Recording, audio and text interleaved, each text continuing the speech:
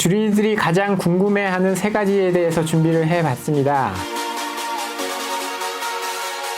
MTS 보는 법, 미국 증시 한눈에 보는 법, 국내 시황 보는 법, 퍼포먼스에서 뵙겠습니다.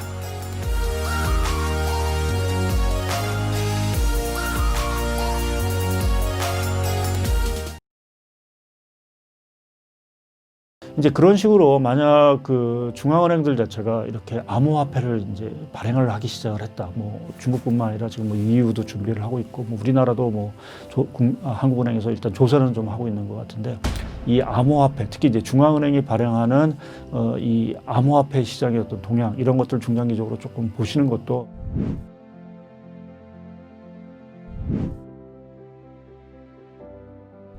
제가 뭐 가상화 비트코인이 뭐 난리입니다. 근데 제가 사실은 저도 가상화폐 시장에 대해서 많은 관심을 갖고 있는데, 사실 그 비트코인 자체가 달러를 대체할 수 있는 기축통화 역할을 할지는 잘 모르겠습니다. 근데 지금 제가 관심을 갖고 있는 건 중국에서 중국인민은행이 소위 중국은행 그 디지털 화폐, 우리가 CBDC라고 이제 영어 약자로 얘기를 하는데, 중앙은행 암호화폐죠.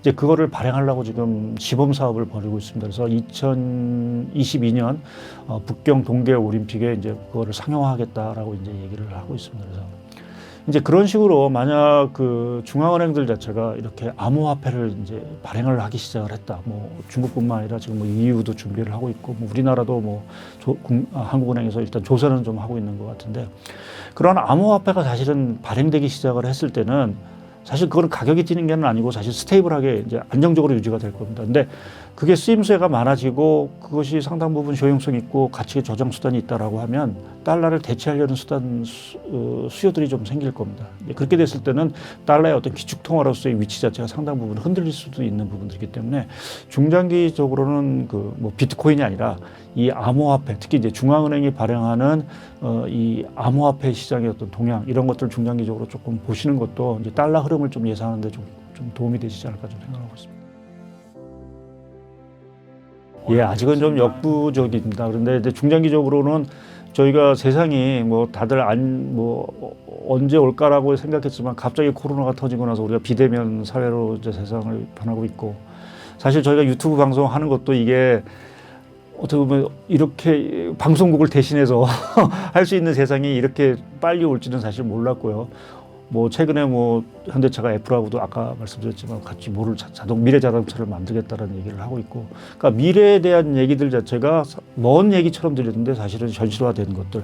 근데 그 중심에는 소위 테크라는 부분 자체가 중심을 차지하고 있고요. 거기에 같이 머물리는 거는 사실 지금 암호화폐라는 부분 자체. 그게 이제 뭐 화폐로서뿐만 아니라 이 블록체인 기술을 기반으로 해서 상호 연관성이 다 있는 부분들이기 때문에, 그렇게 보면은 이 암호화폐 시장이라는 부분 자체가 테크라는, 그러니까 우리가 어떤 이러한 기술 혁신이 계속 발전할수록 이 암호화폐 시장에 대해서는 좀 더 성장이 사실은 조금 예견되는 부분들이 아닌가 좀 생각을 하고 있습니다. 금에도 영향을 줄 수 있을까요?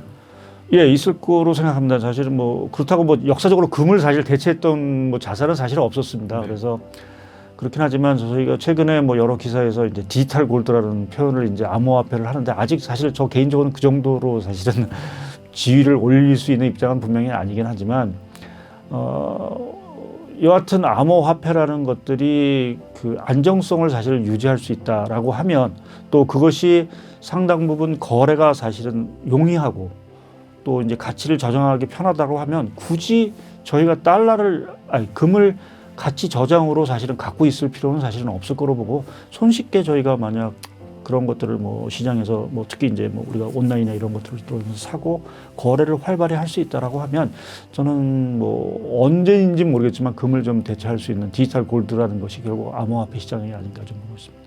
있다? 예. 아직은 좀 위원님께서 보시기 좀 어떠실까요? 저도 뭐 이 매크로를 한 뭐 30년 가까이 사실 좀 봐왔지만, 사실 지금의 과거 이론이 사실 맞는 상황이 아닙니다. 뭐 주식시장도 마찬가지고, 저희가 주식시장도 보면은 뭐 이 테슬라가 왜 저렇게 뭐 기존의 자동차 산업을 다 시가총액을 뛰어넘는 쪽으로 왜 가야 되느냐라고 얘기를 하면 옛날 이론으로는 하나도 맞는 게 없는데, 사실 이 성장이라는 잣대를 가지고 밸류에이션을 다시 하다 보니까 테슬라에 대한 가치 자체를 계속 부여하는 부분들이 있고요. 그래서 물가와 관련된 얘기를 말씀을 드리면, 사실은 지금 통화량이 엄청 풀렸습니다. 당연히 물가가 올라야 되는 게 어떻게 보면 정석이죠. 근데 왜 물가가 안 오를까라는 부분 자체는 물론 이제 코로나19 때문에 수요도 악화해서 돈이 오히려 이제 잘 돌지 않고 다 퇴장되고 자산시장으로 가기 때문에 물가가 사실은 안 오른다는 얘기도 하지만 또 한편에서 보면 저희가 이제 구조적인 요인들, 그러니까 그게 인구일 수도 있고요. 그러니까 고령화라는 부분, 그러니까 대표적으로 이제 일본이 그러한 경우가 있었고 또 하나는 저희가 이제 아마존 효과라고 해서 뭐 아마존 효과 여러 군데서 쓰는데 사실 아마존 자체가 이렇게 소위 이제 오프라인 쪽을 다 흡수하면서 온라인 쪽으로 오다 보니까 이게 가격 자체가 올라가질 구조가 아닙니다.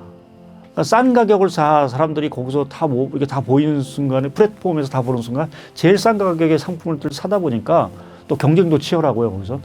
그래서 가격 자체가 안 오르고 오히려 가격이 떨어지는 이 아마존 효과가 사실은 몇 년 전부터 사실은 현실화가 된 부분들이 있고 또 물가가 올라가려고 한다고 하면 결국 임금이 올라가야 사실은 뭐 돈이 돌고 하는 것들인데 사실은 이제 고용이라는 게 우리나라도 마찬가지지만 미국도 이제 고용이 코로나 이전 수준을 얼마나 빨리 회복할지는 장담할 수 없는 부분들이고요. 또 이 고용이라는 부분 자체가 상당 부분 앞으로는 소위 로봇으로 대처될 수 있다라는 생각을 해보면 결국 뭐 저희가 요번에 이제 재난지원금을 받았지만 계속해서 재난지원금은 기본소득이 될 수도 있겠죠. 정부로부터 기본소득을 이제 받으면서 사는 세대가 올 수도 있는 부분들입니다. 그래서 그러한 것들이 중장기적으로 보면은 물가를 계속해서 올리지 못하게 하는 요인도 될 수 있겠다라는 쪽에 좀 생각을 하나 하고 있고요. 이제 반면에 그럼에도 불구하고 사실은 지금 미국의 M1 증가율, 우리가 통화량 증가율을 보게 되면 전년 동기 대비 50%입니다. 역사상 처음입니다. 이런 게 없었습니다. 그럼 저게 정말 이제 물가에 안 갈까? 근데 우리가 코로나19가 이제 백신이 다 보급돼서 진정이 되고 이제 사람들이 이제 마스크도 안 쓰고 막 돌아다니고 하고 이제 수요도 좀 폭발적으로 늘어나겠죠. 이제 그렇게 됐을 때 그 유동성과 결부가 돼서 물가가 사실은 확 튀어오를 가능성도 사실은 잠재해 있는 부분들입니다. 그래서 결론적으로 그 상황을 저희가 조금 지켜봐야 되는 부분들이고 근데 다만 제가 말씀드린 건 단기적으로 물가가 오를 가능성은 커 보이진 않는다. 만약 물가가 오르기 시작을 한다라고 하면 코로나19 백신이 결국 다 전 세계적으로 다 보급이 되고 진정이 된 이유니까 빨리 봐야 올해 3분기 말 이후가 정도가 되지 않을까 좀 생각을 하고 있습니다. 알겠습니다. 위원님 오늘 말씀 감사합니다. 아닙니다. 감사합니다.